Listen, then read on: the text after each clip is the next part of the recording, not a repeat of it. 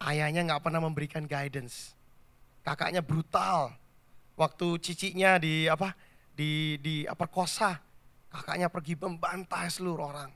Tipu mereka supaya disunat. Pada saat mereka sakit dibantai semua.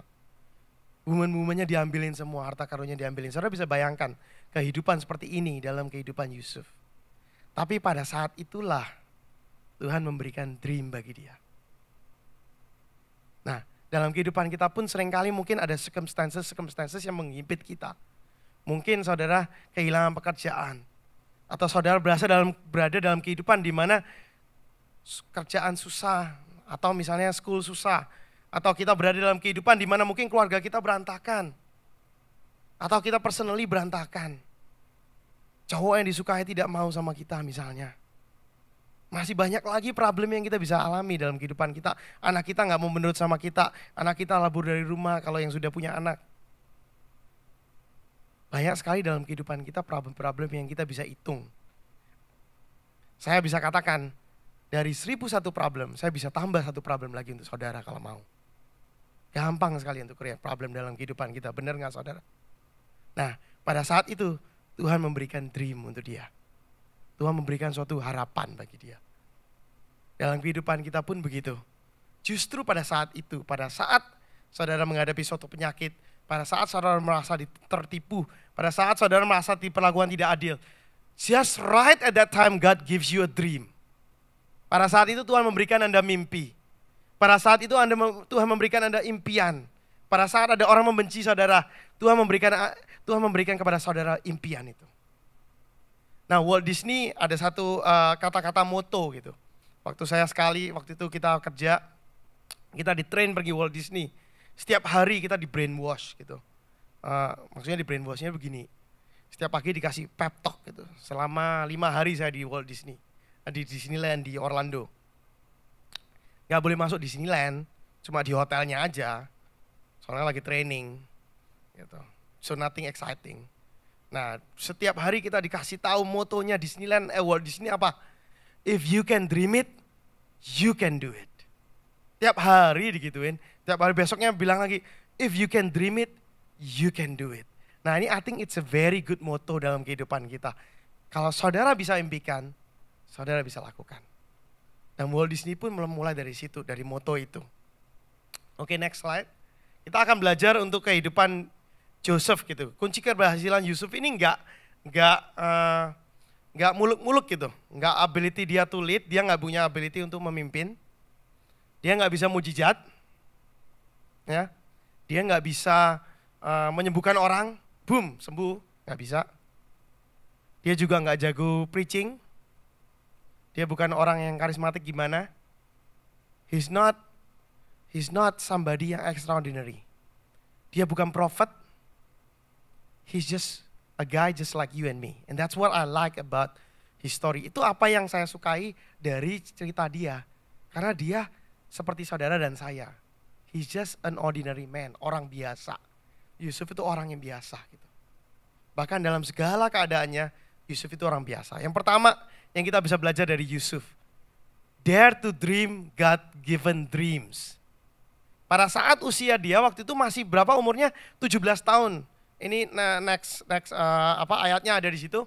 Buka Kejadian 37 ayat 6 sampai 9 dikatakan karena katanya kepada mereka, ini mimpinya dia ya. Coba dengarkan mimpi yang kumimpikan ini.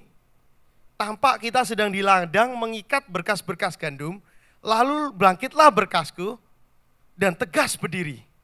Kemudian datanglah bekas-bekas kamu sekalian mengelilingi dan sujud menyembah kepada berkasku ini. What an awesome dream.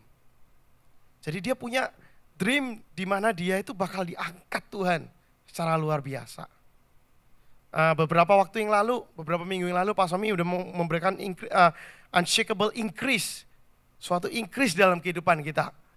Di mana dia membawakan dari kehidupan Yabes. Nah, si Yusuf ini juga punya dream. Dia punya suatu dream yang Tuhan kasih. Tapi dreamnya nggak hanya sekedar impian. Dream yang diberikan oleh Tuhan. Nggak hanya sekedar impian yang aku mau jadi astronot, atau aku mau jadi guru, aku mau jadi dokter, aku mau jadi engineer, aku mau jadi pastor, aku mau jadi ini itu, tapi suatu dream yang Tuhan berikan dalam kehidupannya. Nah, pada saat itu dia baru berumur 17 tahun. Jadi nggak peduli usia berapa saudara di tempat ini. Ada yang mungkin usianya 12 tahun, ada yang usianya 30, ada yang usia sudah 60. Saya yang masih muda umur 12 tahun, saya percaya Tuhan akan memberikan saya umur panjang. Dream saya. Nah, jadi tidak peduli usia kita, Tuhan tuh memberikan suatu dream dalam kehidupan kita. Bahkan tidak hanya sekedar only a dream gitu. Nah, yang second point, kegagalan masa lalu tidak menghentikan impian Tuhan dalam hidup kita. Nah, saya akan bacakan suatu story tentang Walt Disney ya. Walt Disney ini gagal berkali-kali dalam bisnisnya dia. Dia mulai dengan dia membuat suatu art gitu. Dia suka gambar-gambar art gitu. Waktu itu belum animation, belum kartun gitu. Cuma gambar-gambar art gitu aja, art design. Nah dia karena dia dipecat dari kerjaannya, dia mulai bikin komersial company. Dinamakan It Works and Disney Commercial Artist. Dia katakan. Dia pakai duit dia start company. Setelah beberapa lama, bisnisnya nggak jalan, dia gagal. Tutup bisnisnya. Terus habis gitu dia ketemu sama satu orang, dia belajar tentang gimana make a cartoon. Dia belajar gimana make a cartoon. Terus dia bikin kartun segala, ya lumayan kerjanya. Habis itu dia pikir, why don't I start another studio gitu, bikin studio. Jadi dia katakan namanya Love-O-Gram Studio, dia bikin. Dengan duit dia, life savingsnya dipakai untuk bikin studio itu. Ternyata dia nggak bisa manage dengan benar, akhirnya bangkrut dan malah utang. Hancur, berantakan dream dia. Pada saat itu dia coba lagi, dia bikin namanya Oswald. Nggak tahu pada tahu nggak, The Bunny Rabbit from Universal itu. Si Oswald itu Lucky Rabbit or Bunny Rabbit itu. Si Eva langsung gini-gini, berarti tahu dia. Ya itu dia bikin, yang bikin Walt Disney ternyata. Nah, dia bikin, ternyata setelah dia bikin, karena dia bikin ini pada saat dia masih dikontrak oleh Universal. Jadi setelah dia bekerja hard, dia membuat suatu karakter dan akhirnya naik. Saat itu Universal mengatakan, dia akan tarik semua proyeknya dan semua karakter ini karena nggak di-trademark akan diambil oleh Universal. Jadi dia kehilangan segala yang dia miliki lagi, dia mulai dari kosong. Semua orang-orang yang kerja sama dia pergi semua ikut Universal. Dia mulai dari zero again. Nah, pada saat itu dia memikirkan suatu hal. Pada saat itu dia sudah menikah. Dia memikirkan, why don't I start something with a mouse? Gitu. Mouse itu lucu mungkin dipikirnya gitu. I don't know how he got the idea. But somehow dia mikirin untuk start a mouse gitu. Dia produksi satu namanya, let me read. Dia coba dua film. Satu namanya Crazy Flying or something like that. Plane Crazy, that's the name. Plane Crazy dia start. Terus dia coba satu lagi, nggak sukses. Nggak ada yang mau. Gitu. Karena waktu itu dia bikin animasi nggak ada suara gitu. Jadi cuma gambar gitu, animasi berubah gitu. Nggak go live. Dan akhirnya dia merasa kecewa. Nah pada saat itu istrinya mengatakan, why don't you start animasi yang pakai suara. Nah pada saat itu, that was a pioneer thing. Nggak pernah ada film yang pakai suara, belum pernah ada. Jadi dia network dengan seseorang dan dia melakukan hal itu. Dan setelah itu keluar yang pertama kali serinya Steamboat Willie. Ingat nggak yang Mickey Mouse goyang begitu di dalam boat? Nah that's it. That's Steamboat Willie. Ya.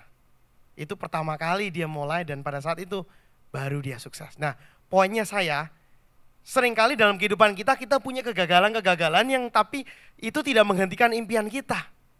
Masa lalu kita, mungkin kita pernah masalah dengan orang lain, mungkin kita pernah dibenci, mungkin problem background kita. Mungkin kita pernah di suatu kota diincar orang dan mau dibunuh misalnya. Ngarang aja. Tapi semua kegagalan itu enggak menghentikan impian yang Tuhan taruh dalam kehidupan saudara.